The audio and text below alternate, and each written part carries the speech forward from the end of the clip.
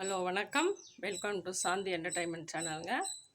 இப்போ நான் ஒரு உண்மை சம்பவம் என் வாழ்க்கையில் நடந்தது உங்களுக்கெல்லாம் ஷேக்காக இருக்கும். இதை ஃபுல்லாக ஒரு 5 வீடியோவாக பார்த்தா போடலான் இருக்கேன். நான் ஆல்ரெடி ஒரு கேன்சர் பேஷண்ட்டுங்க. இப்போது நல்லா இருக்கேன். இப்போ ரொம்ப ஜோராக நல்லா இருக்கேன். என்னுடைய அனுபவத்தை உங்கள்கிட்ட ஷேர் பண்ணிக்கலான் இருக்கேன். அதாவது ஒரு அவேர்னஸ் வீடியோன்னு வச்சுக்கோங்களேன். உங்களுக்கு இது அட்வான்டேஜாக யாருக்கு பக்கத்தில் எய்த்த வீடு யார் வீட்டில் என்ன ஒரு சின்ன சந்தேகம் எதை கேட்டாலும் நீங்கள் இதை தெளிவாக சொல்கிறதுக்கான ஒரு அவேர்னஸ் வீடியோ. நெருப்புன்னா வாய் சுட்டுடாது, அதே மாதிரி கேன்சர்னால் நம்மளை தொத்துக்காதுங்க. அதனால் நீங்கள் பயப்பட தேவையில்லை. இதை நல்லா தெளிவாக கேட்டுட்டு நீங்கள் தெளிவாக இருக்கணுங்கிறதுக்காக தான் நான் இந்த வீடியோ போடுறேன். 3 மாதமாக யோசித்தேன். நான் யூடியூப் போட்டதுலேருந்தே நான் இதை சொல்லலாமா வேண்டாமான்னு யோசித்தேன். மக்களுக்கு நம்மளால் பயன்படுத்தக்கூடிய ஒரு விஷயம்னு யோசித்து நான் இந்த வீடியோ போடுறேன். இப்போ உங்களுக்கு சாதாரணமாக பேச தான் போகிறேன்.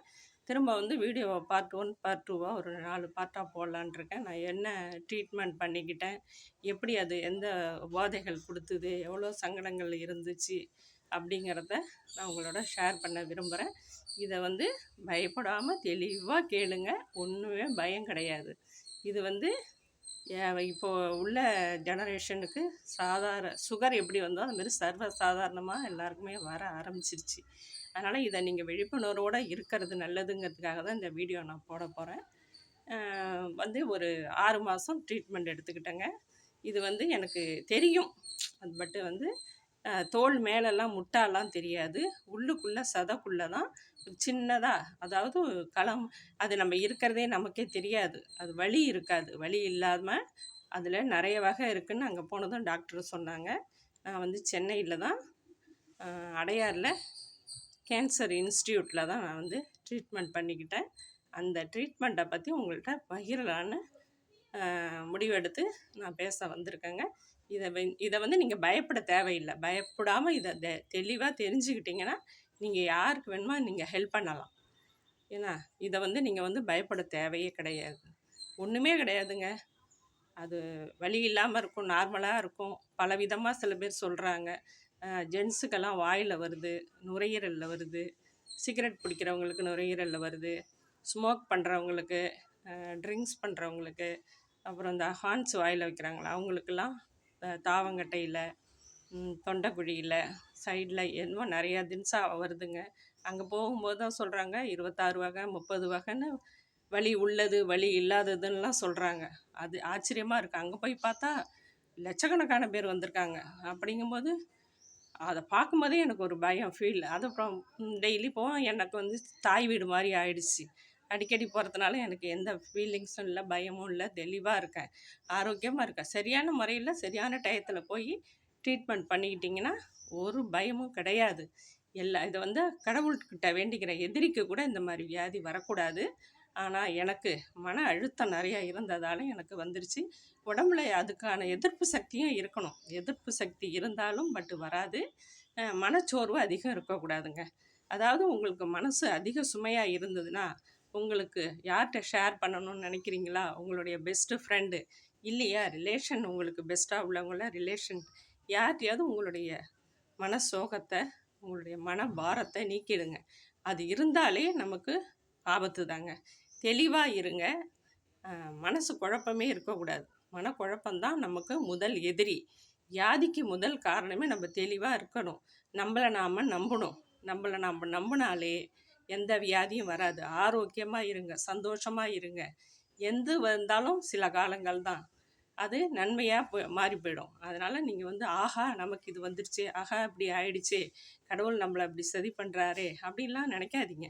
கடவுள் மேலே எந்த விதமான சதியோ பாரத்தையோ போடாதீங்க. எல்லாம் நமக்கு நாமளே வச்சுக்கிற சூனியந்தாங்க. எதுவுமே கடவுள் மேலே பாரமே கிடையாது. நம்ம நல்ல ஃபுட்டாக சாப்பிட்டு, நல்ல பழங்களை தின்னு, உடம்பு ஆரோக்கியமாக வச்சுக்கிட்டு, மனக்குழப்பம் இல்லாமல் நிம்மதியாக தூங்கி எழுந்திரிச்சு எல்லாமே தெளிவாக இருந்தீங்கன்னா எந்த விதமான உடம்பு உபாதைகள் வராது. நீங்கள் பிரில்லியண்ட்டாக இருங்களேன்.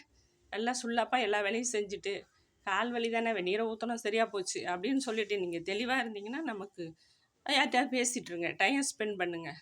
கோயிலுக்கு போங்க. வேலை முடிஞ்சதும் ஒரு 1/2 1 மணி நேரம் ரெஸ்ட் எடுங்க. ஜாலியாக டிவி பாருங்கள், செல்லு பாருங்கள்.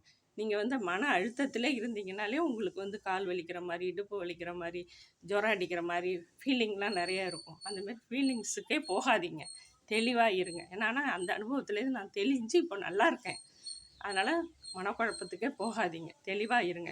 என்னுடைய லைஃப் ஸ்டோரியை நான் ஒரு 4 பார்ட்டாக உங்களுக்கு நாளையிலேருந்து தொடர்ந்து ஒரு 5, 6 வீடியோவாக நான் உங்களுக்கு போடுறேன். பார்த்துட்டு நீங்கள் எனக்கு எப்படி இருந்தது என்னுடைய இது அனுபவங்கள்னு சொல்லிட்டு நீங்கள் ஷேர் பண்ணுங்கள். அதனால் பயப்படாமல் இருங்க, ஆரோக்கியமாக இருங்க, தெளிவாக இருங்க, குழப்பமே வேண்டாம். என்னடா இவ புதிர் போடுறாளே நினைக்காதீங்க. புதிர்லாம் போடல. என்னுடைய என்னுடைய வந்து உடம்பு ஆரோக்கியம் நல்லா இருக்கேன். இப்போ நல்லா இருக்கேன். நல்லா இருக்கிறதுனால தான் உங்கள்கிட்ட பேசுகிறேன். நல்லா தெளிவாக வீடியோ போட்டுட்ருக்கேன். ஏற்கனவே வந்து நான் 2019 தான் முடிச்சுட்டு வந்ததை நான் இதை ஆரம்பித்தேங்க.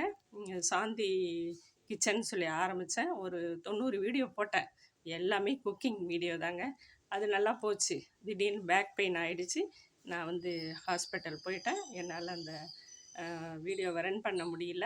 அதோட ஆஃப் ஆகிடுச்சு. அது திரும்ப இப்போ வந்து 24ல் ஆரம்பிச்சிருக்கேன். என்னுடைய லைஃப் ஸ்டோரியை சொல்லணுங்கிற ஒரு முடிவுக்கு வந்துட்டு நான் இதை உங்கள்கிட்ட பகிர்ந்துக்கிறேன். இது ஒரு திரும்ப திரும்ப திரும்ப சொல்கிறேன், இது ஒரு அவேர்னஸ் வீடியோ, விழிப்புணர்வு. உங்களுக்கெல்லாம் விழிப்புணர்வுக்காக நான் பேசுகிறேன். தயவு செஞ்சு இப்படி பேசுகிறேன்னு எதுவும் தப்பாக நினைக்காதீங்க.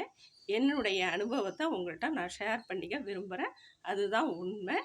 நாளையிலேருந்து நீங்கள் என்னுடைய ஸ்டோரியை பாருங்கள். தேங்க்யூ.